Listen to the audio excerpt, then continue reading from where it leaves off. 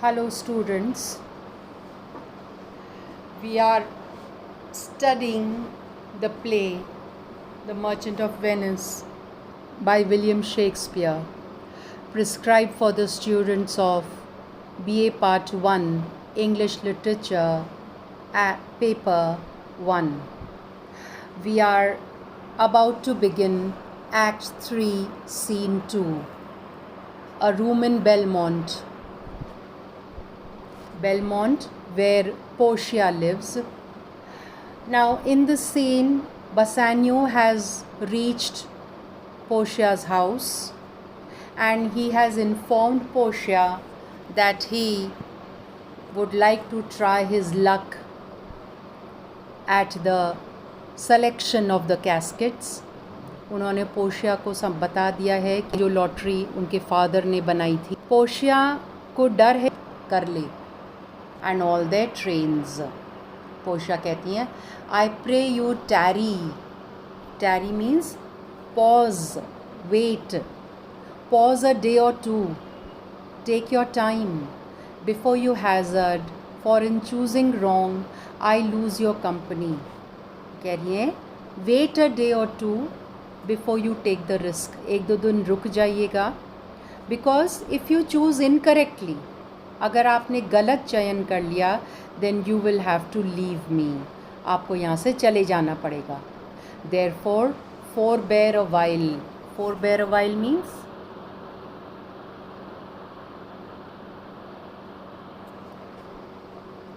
so wait a while. थोड़ी देर रुक जाइएगा. There is something tells me, but it is not love. I would not lose you. For some reason, कह रही है कि कोई वजह है, but not because of love. वो उसको यकीन दिला रही कि प्यार की वजह से नहीं है. I don't think I would like to lose you, कि मैं आपको खोना नहीं चाहती.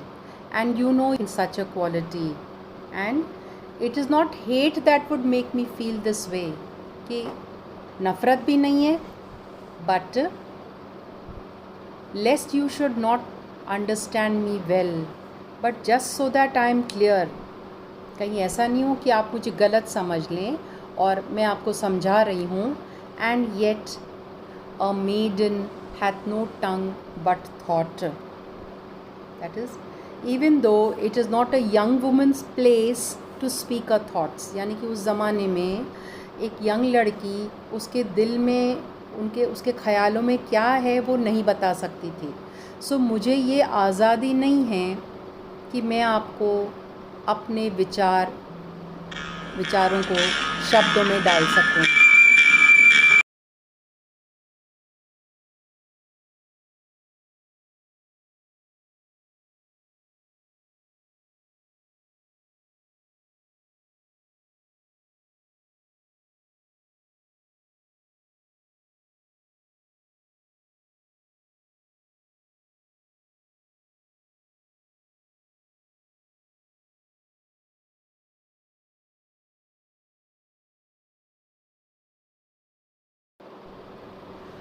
वो कह रही हैं hath no tongue but thought. वो कुछ सोच तो सकती है लेकिन अपने ख़यालों को, विचारों को, इच्छाओं को शब्दों में नहीं बयां कर सकती या एक्सप्रेस कर सकती. I would detain you here some month or two. अगर मेरा बस चलता, I would like to keep before you venture for me. Venture for me का मतलब है before you risk for me. I would teach you how to choose right, and during that 1 month, उस एक महीने में, I could tell you what the right casket is. मैं आपको सिखाती कि किस तरीके से right casket को ढूंढा जाए. But then I am forsworn. लेकिन मैंने प्रतिज्ञा ली थी कि मैं ऐसा नहीं करूँगी. But I have sworn not to. ऐसा नहीं करने की मैंने अपने पिताजी को प्रतिज्ञा दी है. So will I never be. So may you miss me. So I will never tell you the right choice. मैं आपको नहीं बता पाऊँगी. और अगर आपने गलत चूज़ कर लिया, so may you miss me. So there is a chance that you will make the wrong choice. आप गलत चूज़ कर सकते हैं. और अगर ऐसा हुआ but I had been forsworn. लेकिन मैंने तो पहले ही वादा दे दिया था. But if you do, you will make me wish a sin. और if you choose wrongly, अगर आप गलत चूज़ करते हैं, you will make me wish I had sinned and broken my oath not to reveal the correct casket. यानी कि अगर आपने गलत चूज़ किया और मुझे मिस कर दिया, तो मैं ये सोचूंगी, मैं ये कामना करूँगी, मैं ये मेरे अंदर ये ख्याल आएगा, और वो जो कि एक पाप होगा, कि काश मैंने वो प्रतिज्ञा नहीं ली होती, काश मैंने अपने पिताजी से वादा नहीं किया होता, तो मैं आपको सही रास्ता दिखा देती. Beshrew your eyes, they have overlooked me and divided me. That मेरी आँखों, जो आपकी आँखें हैं, in looking upon me they have divided me in two. आपकी आँखों ने जब मुझे देखा तो मेरे दो भाग कर दिए. And they have divided me. One half of me is yours. मेरा आधा तो आपका ऑलरेडी हो चुका है. The other half yours. And the other half is all yours. I mean mine. वो कहना तो ये चाह रही हैं कि आधा तो मैं आपकी हो चुकी हूँ, बाकी आधा जो है वो भी आपका है. कहने का मतलब है मेरा है, I would say. But if mine then yours. और अगर मेरा है तो वो सब कुछ आपका है. तो दूसरे शब्दों में ये कह रही हैं कि मुझे आपसे मोहब्बत है, मैं आपसे प्यार करती हूँ, एंड सो जो भी कुछ मेरा है वो आपका है. So all yours. और इस हिसाब से everything that is mine is yours. So all of me is yours. Oh, it is wrong. Oh, these naughty times puts bars between the owners and their rights. It is wrong that you are kept from what is yours. कैसा वक्त आ गया है कि किसी व्यक्ति को अपने अधिकारों की पालना भी नहीं कर सकता कोई व्यक्ति, कि मुझे अधिकार है कि मैं अपने लाइफ पार्टनर को खुद ढूंढूं, या जिससे मैं प्यार करती हूँ उनसे शादी करूँ, लेकिन मुझे दूसरी तरफ ऐसा अधिकार भी नहीं है. एंड सो दो योर्स नॉट योर्स. एंड इसलिए although I am yours, I am not yet officially yours. आपकी होकर भी मैं आपकी नहीं हूँ, क्योंकि मुझे पाने के लिए आपको लॉटरी का चयन करना पड़ेगा.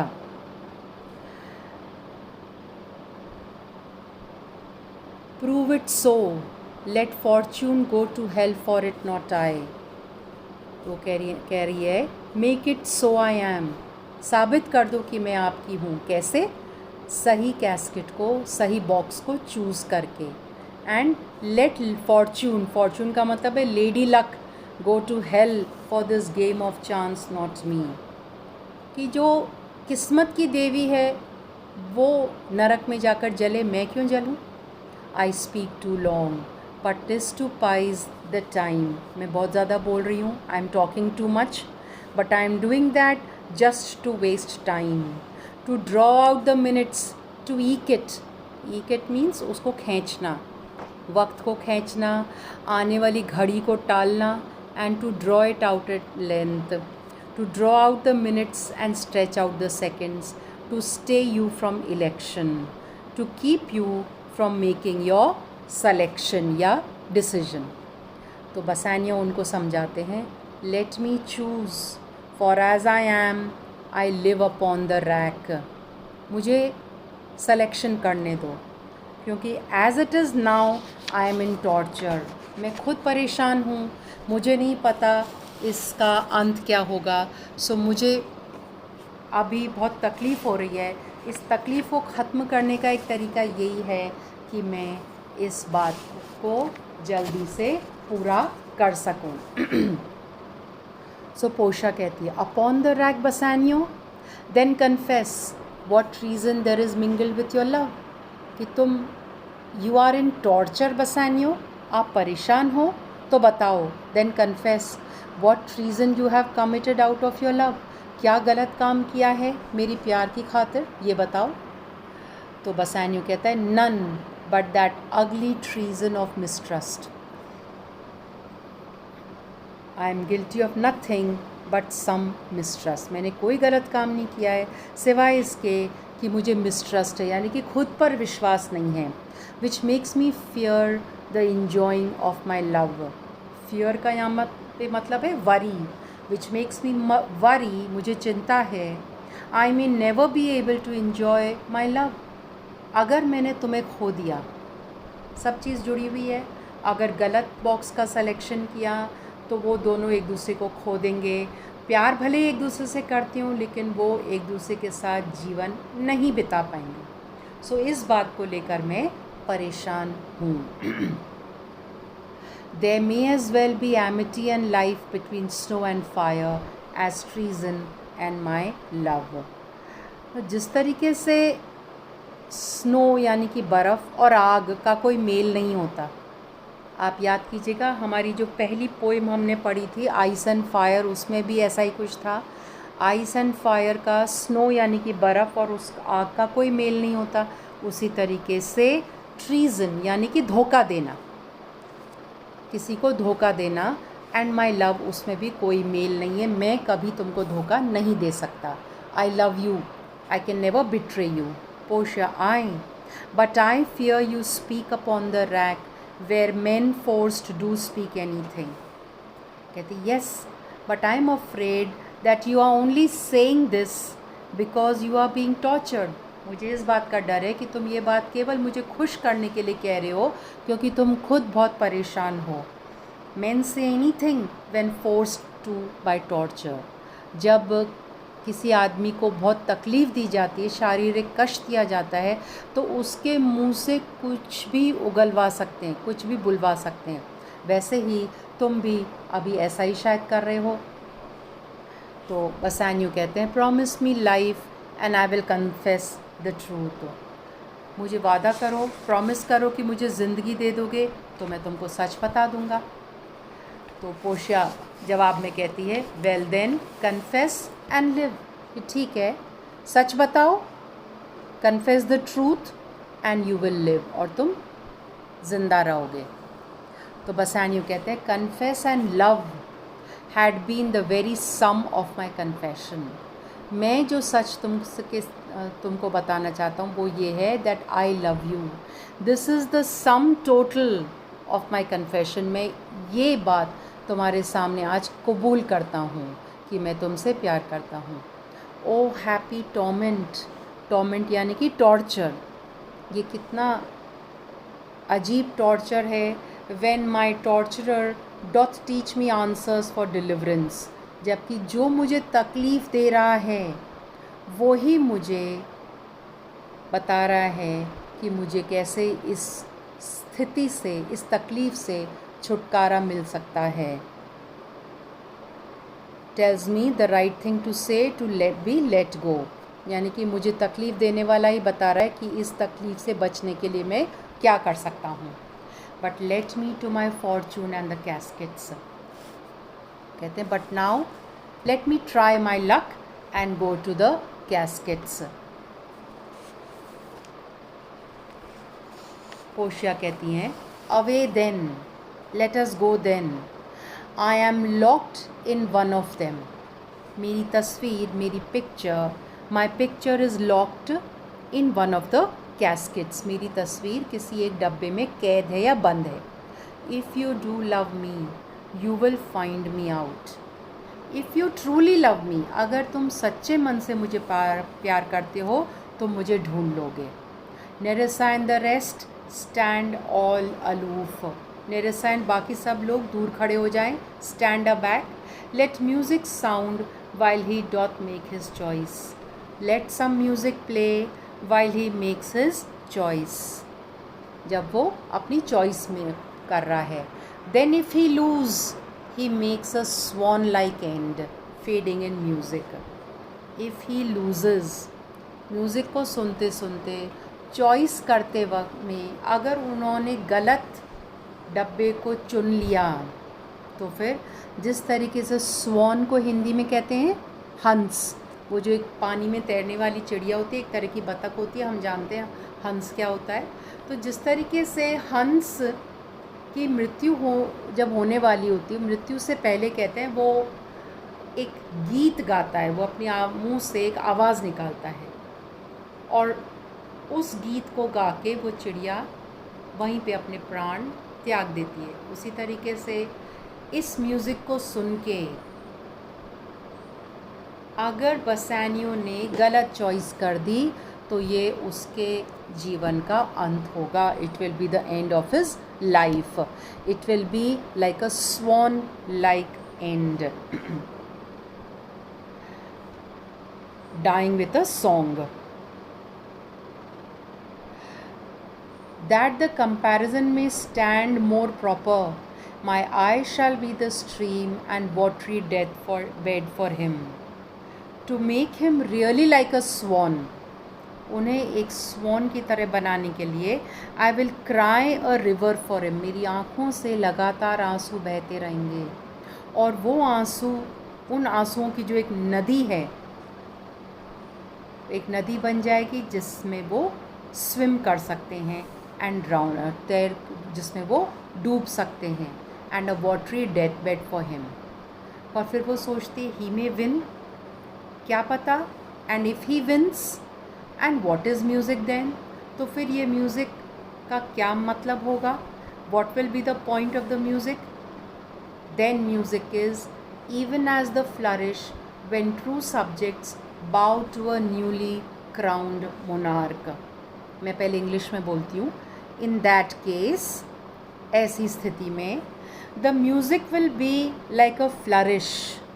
फ्लरिश यानी कि जैसे जिस तरीके से जब कोई राजा कहीं प्रवेश करते हैं तो उनके आने से पहले ब्यूगल बजाया जाता है, उसी तरीके से राजा के आने पर जैसे ब्यूगल बजता है, वैसे ये जो म्यूज़िक बज रही है, अगर बसैनियो ने अपना चयन सही किया तो ये एक राजा के आगमन पर जैसी म्यूज़िक बजाई जाती है वैसी ही ये म्यूज़िक होगी। In that case the music will be like the flourish that plays when subjects bow to a newly crowned king. जब जो प्रजा है वो एक नए राजा के सामने अपना सर झुकाती है, वैसे ही ये म्यूज़िक होगी। Such it is as are those dulcet sounds in break of day that creep into the dreaming bridegroom's ear and summon him to marriage. The sweet sounds, एक और वो म्यूज़िक का यूज़ बताती हैं। The sweet sounds that wake up a dreaming groom at dawn on his wedding day. Now England में ये एक प्रथा थी कि जिस दिन किसी आदमी का विवाह होने वाला होता है, उस दिन सवेरे उस आदमी को अपनी नींद से जगाने के लिए उसकी खिड़की के बाहर म्यूज़िशंस म्यूज़िक प्ले करते हैं, और वो म्यूज़िक बहुत मधुर होती है और उस ब्राइडग्रूम को ये संकेत देती है, उसको जगाती है, ये कहते हुए, ये समझाते हुए कि उठ जाओ, तुम्हारा विवाह होने वाला है, अब तुम्हें सोना नहीं चाहिए। तो ऐसे ही ये म्यूज़िक भी होगी अगर उनका चॉइस सही हुआ। And now he goes to the caskets looking as noble as Hercules. Now he goes with no less presence but with much more love than young Alcides. Alcides Hercules नाम के एक पात्र का दूसरा नाम है। वो बहुत शक्तिशाली आदमी था। तो जिस तरीके से हर्क्यूलिस पूरे अपनी शान शौकत में चलता था, उसका लंबा चौड़ा शरीर था, बसानियो भी वैसा ही दिख रहा है, लेकिन बसानियो की आँखों में उसके प्यार की चमक है। When he did redeem the virgin tribute paid by howling Troy to the sea monster, यानी कि and now he goes to the caskets looking as noble as Hercules. Hercules की तरह ही वो महान दिख रहा है, but more loving, लेकिन आँखों में ज़्यादा प्यार है। When Hercules rescued the Trojan princess from the sea monster, ये ग्रीक माइथोलॉजी में से एक कहानी है जिसमें हर्क्यूलिस नाम के उस शक्तिशाली आदमी ने ट्रोय की एक राजकुमारी को समुद्र के एक दानव से बचाया था, तो जिस तरीके से कॉन्फिडेंस के साथ हर्क्यूलिस उसको बचाने गया था, उसी तरीके से बसानियो भी उतने ही कॉन्फिडेंस के साथ चयन करने के लिए, सिलेक्शन करने के लिए जा रहा है, लेकिन उसकी आँखों में मेरे लिए प्यार है, जो कि हर्क्यूलिस की आँखों में नहीं था, क्योंकि हर्क्यूलिस उस लड़की से, उस राजकुमारी से प्यार नहीं करता था। I stand for sacrifice. The rest aloof are the Dardanian wives. I am like that princess awaiting death. ना वो ट्रॉय की जो प्रिंसेस थी हर्क्यूलिस की कहानी में, उसको उस समुद्री देवता के लिए एक सैक्रिफाइस की तरह भेजा गया था, जिसको वो खा जाता, लेकिन हर्क्यूलिस ने जाकर बचाया उसको। वैसे ही मैं भी हूँ उस प्रिंसेस की तरह। और ये जो मेरे बाकी लोग हैं, they are like the Trojan wives looking on with teary eyes. ये जो बाकी लोग हैं वो ट्रॉय की शहर की जो महिलाएं उनकी तरह हैं, जो कि आँखों में आंसू लिए यहाँ पे खड़े हुए हैं। और वो यहाँ क्यों आई हैं? Come for to view the issue of the exploit. They have come to see what happens in this case। इसका इशू का मतलब यहाँ पर है रिज़ल्ट, इस पूरे मसले का, इस पूरे मुद्दे का हल क्या होगा। Go Hercules, live thou I live. Go my Hercules, if you live then I live. और इसका मतलब क्या है? अगर तुमने सही बॉक्स का चयन किया, तुम ज़िंदा रहोगे तो मैं भी ज़िंदा रहूँगी। With much more dismay I view the fight than thou that make is the fray. I am much more troubled here watching you than you are doing the deed. ये हमेशा होता है जब कोई युद्ध होता है या दो लोगों में लड़ाई होती है या कुश्ती वगैरह लड़ते हैं, तो वो जो दो खिलाड़ी हैं वो अपने रिज़ल्ट को लेकर इतना चिंतित नहीं होती जितनी देखने वाली जनता होती है। वैसे ही मैं इस पूरे मुद्दे को ज़्यादा संशय और घबराहट के साथ देख रही हूँ तुम्हारे से कहीं ज़्यादा। अब एक गीत बजता है, म्यूज़िक बजती है, a song while Bassanio comments on the caskets to himself. अब गीत के बोल कुछ ऐसे हैं, tell me where is fancy bred or in the heart or in the head, how begot how nourished, tell me way all desires come from the heart or the head. ये गीत चल रहा है, it is ends in the eyes with gazing fed etcetera. मैं पूरा गीत नहीं पढ़ रही हूँ। इधर तो ये गीत चल रहा है और उधर बसानियो उसके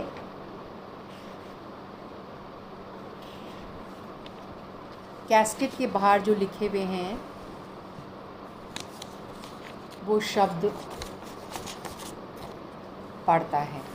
तो गीत के बोल ये इस तरीके से चल रहे हैं, फिर सब मिलकर बोलते हैं रिप्लाई रिप्लाई। फिर जो मुख्य सिंगर है वो बोल रहा है it is engendered in the eyes, यानी कि प्यार कहाँ होता है? आँखों में होता है। और वो अपने बिलवड को निहारता है, डिंग डोंग बेल एट्सेट्रा। अब यहाँ पर असल डायलॉग शुरू होता है जब बसानियो उसके बाहर, कैस्केट के बाहर जो शब्द लिखे हुए हैं उनको पढ़ रहा है। और वो कहता है so may the outward shows be least themselves. अब इसकी ये लाइन समझने के लिए एक बार हम पुनः याद कर लें। 3 कैस्केट्स हैं। मैं जब कैस्केट शब्द यूज़ करती हूँ उसका मतलब है 3 डब्बे हैं या बॉक्सेस हैं, एक सोने का, एक चांदी का और तीसरा शीशे का बना हुआ है। तो उन तीनों को देखकर बसानियो ये कह रहा है so may the outward shows be least themselves.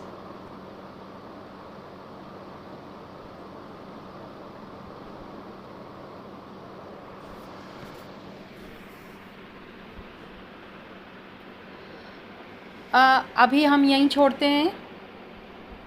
आगे हम नेक्स्ट सेशन में कंटिन्यू करेंगे। बसानियो की स्पीच हम बाद में देखेंगे। Thank you.